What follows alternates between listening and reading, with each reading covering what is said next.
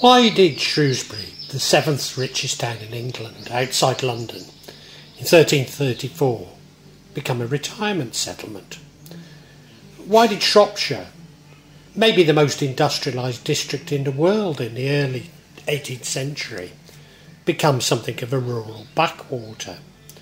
When researching folklore in Shropshire, I became acutely aware of how changing economic fortunes had shaped the county. Much of this cut across what I'd been taught at school in Shrewsbury, that Shropshire had always been an agrarian economy, and Shrewsbury a middle-class town, being closer to Sailsbury than Stoke. I must emphasise that this is a broad brush analysis, which by its nature ignores many important details and nuances, not least many important towns in Shropshire. It's also a highly personal analysis, but one of a proud Salopian, not that of a detractor.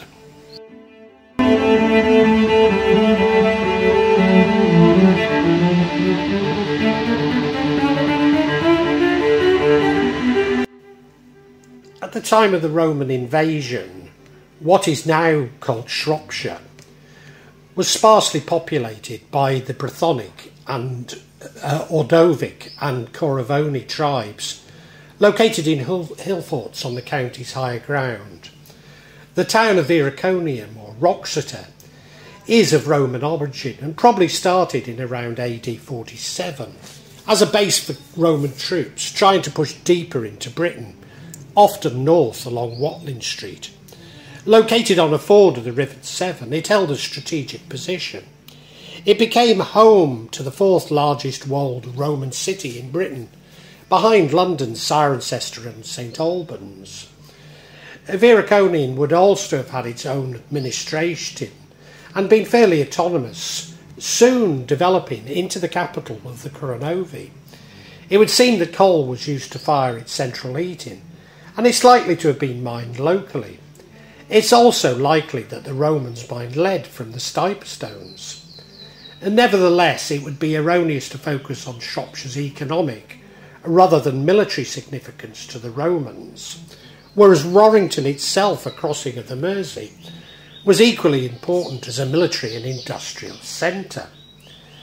Following the Roman withdrawal from Britain, the Coranovi probably moved back to their hill fort on the Wrekin, which was also probably their capital, Penguin. It's disputed if this was the Kingdom of Powys, but certainly their influence was felt across Shropshire, North Herefordshire, Cheshire, and eastern Mid and North Wales. Shropshire was not absorbed into the Saxon Kingdom of Mercia until the early 8th century. In 779, King Offa apparently pushed across the River Severn, driving the Coranovi, then known as Reconosite, nobles into Wales. He secured his conquest by a second defensive earthwork, known as Offa's Dyke, although more recent evidence suggests its role may have been as much economic as defensive. Indeed, it would seem something of a modern veneer that Shropshire was by then populated by Saxons, with the Welsh to the west. Much of the population of Shropshire and Wales would have had the same Brythonic origins, only much later divided by language. Although the Vikings frequently invaded Shropshire, especially around Bridgnorth, it was never a part of the Danelaw. By the time of the Norman conquest, Shropshire was still sparsely populated, with much of the south of the river being forested. Certainly Shropshire was the centre of resistance to the Normans, led by Wild Edric, which resulted in the harrying of the north, being particularly savage here. This would have destroyed what little economic activity which may have existed outside of agriculture. The Norman conquest, however, led to the administrative confirmation of the Welsh marshes, with Ludlow as its administrative centre. Whilst the marshes really represented a mechanism for control of Wales at an arm's length, it did see Shropshire confirm its importance strategically and later economically.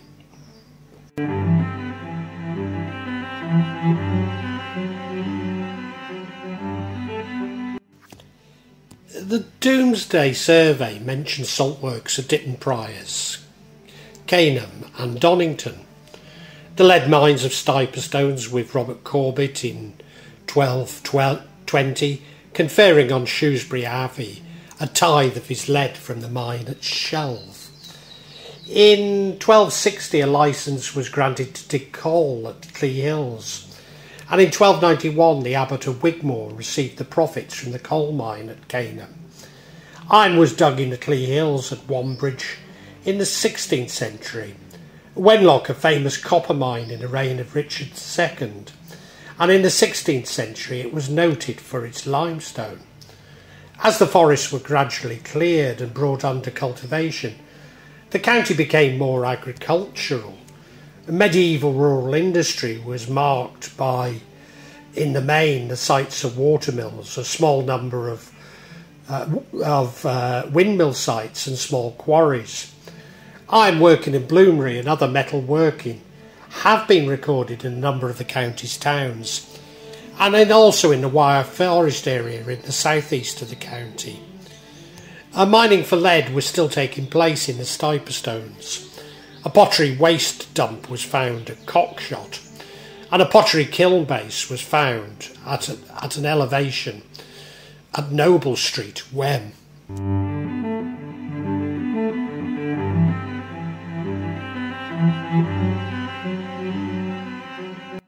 The medieval English wool trade was one of the most important factors in the economy. By 1290 it's estimated there were some 5 million sheep in England, producing around 30,000 wool sacks a year. Just a century later, in the reign of Henry V, almost 60% of the Crown's total income came from the tax on wool. Realising the importance of these taxes, Edward III went to war with France to help protect the wool trade with Flanders. In the rich cloth-making towns of Bruges, Ghent, Ypres, they were happy to pay high prices for English wool. Major centres were located in the Cotswolds, East Anglia, Shropshire, Lincolnshire, Yorkshire and the Lake District. This gave to a prosperous network of towns in these areas and the wealth of churches and abbeys, who often held a monopoly over the trade. The Shropshire wool was rated at a high value, so that in the 13th and 14th century a Buildwas monastery exported wool to the Italian markets. Shropshire had never been known for its industry, but a prosperous clothing trade arose around Shrewsbury Bridge North and Oswestry.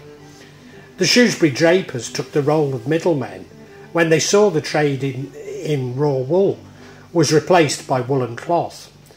In the late 12th and 13th century, all trade in Shrewsbury was controlled by the guild merchant. Following other guilds, the drapers took steps to become independent from the guild merchant. The Shrewsbury Drapery Company was a trade organisation founded in 1462. The members were wholesale dealers in wool and later woolen cloth. The company dominated the trade in Welsh cloth, and in 1566 was given a regional monopoly in the Welsh wool trade. In the early 16th century, wool cloth was for export was mainly produced in South Wales and shipped from local ports. Later there was a shift in production to Mid and North Wales. After the Act of Union in 1536, the Shrewsbury drapers provided an increasingly important export market for Welsh light coarse cloths, initially to London. These were known as Welsh cottons, cheap woolen cloth in which the nap was raised by carding, friezes and flannel, and Welsh plains. The drapers bought cloth in a semi-finished form and sold it after it had been finished or nearly finished. The better Welsh wool was woven into cloth and fulled in Wales, making planes or webs, and the wool was often woven and fulled in Shrewsbury or nearby towns such as Wrexham, Denbigh, Oswestry and Chirk. The Shrewsbury drapers brought this cloth and had it cottoned and shorn. At first, the staple or woolen cloth was trading centre for Welsh cloth was located in Oswestry. There was also a market in Welshpool in Montgomeryshire, where it's reported that 700,000 yards of web were manufactured in the reign of Queen Elizabeth I. But in 1621, the staple moved to Shrewsbury itself, after the drapers agreed to stop the trade with Oswestry. The mercers who retailed cloth had formerly claimed a share of the Welsh trade, as had shearmen, who finished the cloth. In the early 16th century, the drapers shut the mercers out of the trade and made the shearmen subcontractors, effectively creating a monopoly. The drapers came to wield great power in Shrewsbury and included all leading men in the town. From the mid-16th century to the end of the 17th century, members of the company dominated Shrewsbury's administration. This provided Shrewsbury with something of a radical character, becoming a centre of nonconformity and a bulwark against the power of the landowners.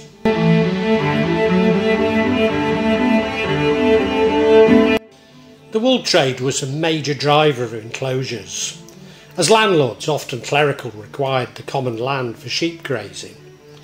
This provided a major impetus for the movement of labourers to less productive land, such as the Stiperstones, the newly emerging cities such as Stoke, Liverpool, Manchester and the Black Country, and indeed emigration, especially to New England. Paradoxically, this ultimately contributed to the decline of the trade in centres across Mid Wales and Shropshire. After the English Civil War, regulations were made in 1654 for preventing the drapers forestalling or engrossing the Welsh flannels, cloths, etc. Many drapers supported Parliament during the Civil War, and as a consequence, the company was not given royal support after the monarchy was restored in 1660 under Charles II. The cloth trade went into gradual decline after this date. During the 18th century, the turnpike system improved the roads, and Welsh businessmen began to control production, causing a decline in the importance of the company. Factors from Liverpool and Bristol took control of the trade away from Shrewsbury. From around 1790, other than the Shrewsbury drapers, began to go for direct clothmakers to buy their products, taking the advantage of the improved roads. By the end of the century, the market in Shrewsbury had almost ceased.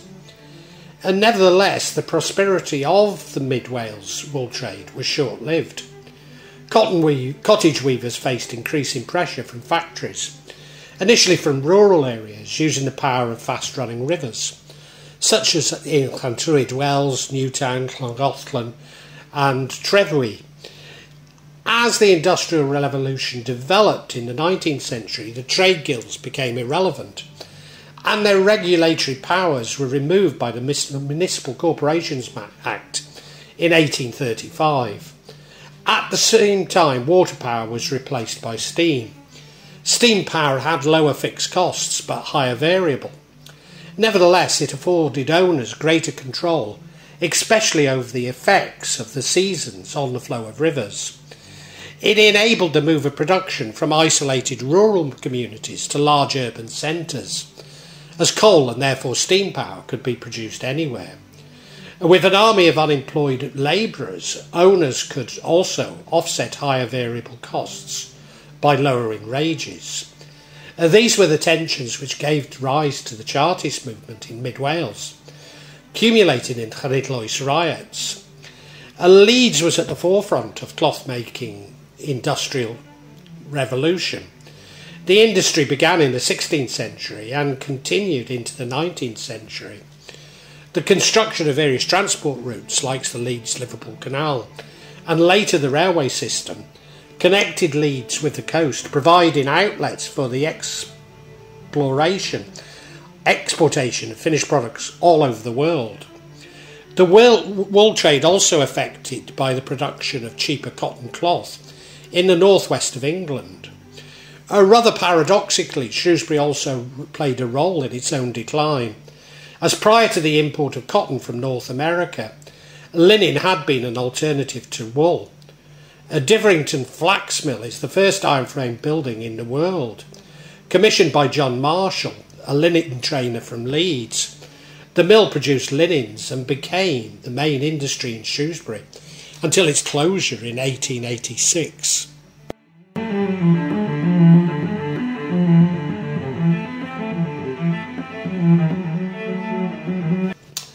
Shropshire is often called the geological capital of the UK. Just about every rock type in Northern Europe is found within its borders, as are coal, lead, copper and iron ore deposits. Many of these are found in the same vicinity as each other and often close to the surface. This lent itself to shallow bell pit mining from Shropshire's early history.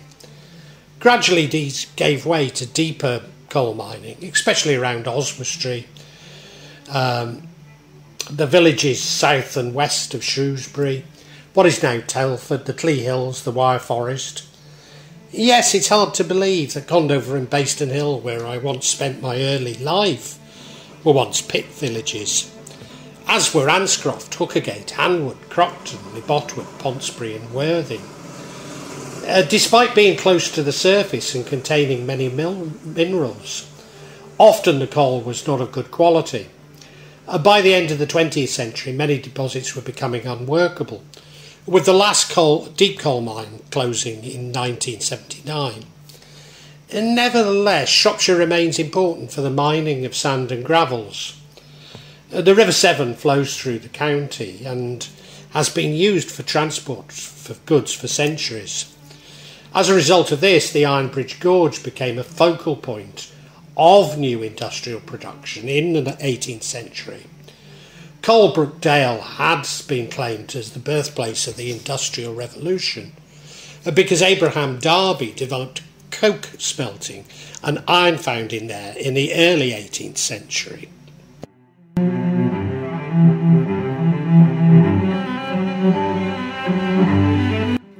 The Madeley Wood furnaces, or Bedlam furnaces, were owned by the Madeley Wood Company, which held mine leases in Madeley Parish, enabling it to extract coal and iron ore.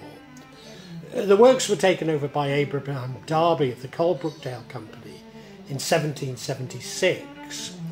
When the company was reorganised in 1779, the Madeley Wood Works became separate from Colebrook Dale, continuing in conjunction with the Ketley Iron Works, in the hands of the Reynolds family, who'd been in partnership with the Darby family at Colebrook Dale since the 1760s.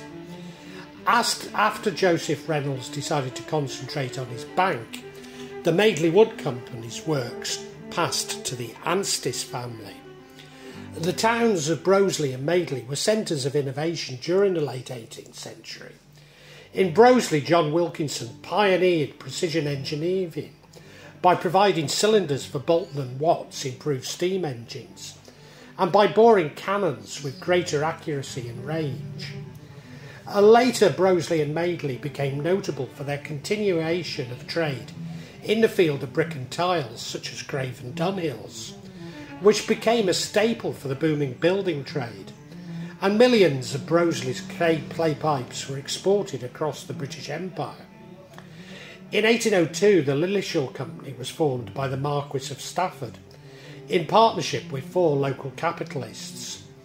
He is notorious for his part in the enclosures and Highland clearances, in his title as the Duke of Sutherland. It was a large engineering company in Oaken Gates, with interests in mechanical engineering, coal mining, iron and steel making and brickworks. The company was noted for its winding, pumping and blast engines and operated a private railway network. It constructed railway locomotives from 1862 to 1888. The Lillishall Company had owned 2 of the area's major employers during the 60s. Sankey's Hadley Works manufactured vehicle components and was by far the area's greatest employer in 1964. Falling demand, however, destroyed many of the jobs there from the late 1970s. A part of this site is still operated by Rheinmetall BA Systems Limited, RBSL. At Priorslee, Shropshire's last blast furnace was blown out in 1959, and its last rolling mill closed in 1982.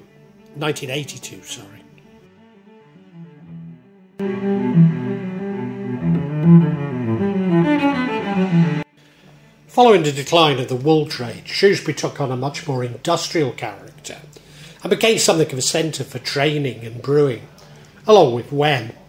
Beer brewed in Shrewsbury was celebrated as early as 1400, when the bard Lola Roch praised the supply at Craganthuig, dispensed at the Sassenach Palace of Owen Glendower. In 1900 there were 8 breweries in the town, chief amongst them being Southam and Trouncers, which had their own maltings and owned many local public houses, as well as 5 other maltsters. But the conventional brewing industry gradually closed after takeovers in the 1960s. Worthy of a mention is Morris Company, a local conglomerate established by John Kent Morris, a Christian socialist, who for many years its main, but certainly not only product, was agricultural oils. Indeed, his grandson, John Kent Morris, was Shrewsbury's first Labour councillor, who built the Morris Hall for the town's Labour movement. Ali and McLennan was founded in 1875 and was based in Polmadie, Glasgow, initially manufacturing valves and compressors for steam engines, and later hull steamships. Ali and McLennan acquired Simpson and Bibby of Horsey, manufacturer of steam-powered road vehicles, in 1903.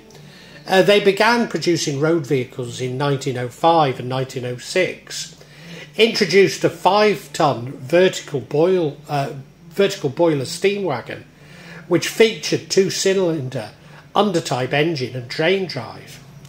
Around 1915, Ali and McCallan moved the steam wagon production to a new factory in Shrewsbury, and it continued under a separate company, and in 1918 the company opened a 3rd factory in Worcester, specialising in valve manufacture.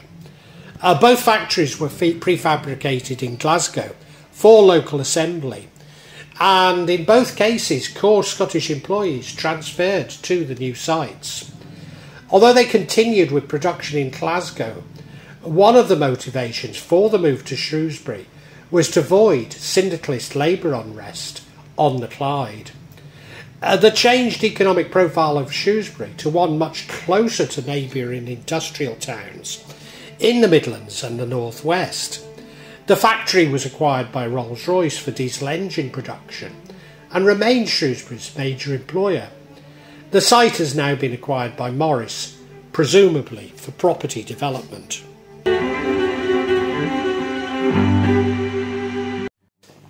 Historically, the Severn was a free river, meaning that navigation was free of charge, certainly between Poole Quay and Stourport. Below Gloucester, the navigation was estuarial, and boating was helped by the fortnightly spring tides as far as Upton. Boats of 60 tons could reach the Ironbridge Gorge, and 40 tons to Shrewsbury. In good condition, smaller boats could get up the river as far as Poole Quay, near Welshpool. Traffic peaked in the mid-18th century with some 100,000 tonnes of coal per year, coming down from Madeley and Broswy to saltworks at Droitwich and the China Works in Worcester, and various other riverside towns. Water flows could be high, especially in the springtime, or low at times of drought, a problem made worse when the banks were made to protect farmland from flooding. Shoals impeded boats in several places, especially in the gorge. Towing was by teams of men. There was no towpath suitable for horses until 1800 between Bewdley and Ironbridge, and a dozen years later the full length between Gloucester and Shrewsbury. Like water power, the seasonal fluctuations became too unpredictable for industrial use. Above Stourport, trade declined after the East Shropshire industrial area was connected to the rest of the country by canal in 1835 and railway 1849. The final blow was the opening in 1862 of the Severn Valley Railway from Hartlebury near Worcester via Bewdley, Bridge North and the Severn Gorge to Shrewsbury. Traffic on the river above Stourport had stopped by 1900. Thus Shropshire lost its natural advantage as a major industrial district. What I'm struck by in looking at Shropshire's industrial history is how it's been shaped by monopolies and innovations breaking these monopolies. Often these innovations were more driven by the desire to break monopolies and especially reduce labour costs rather than technological innovation. Maybe this tells us more about innovation and economic development than we have been led to believe.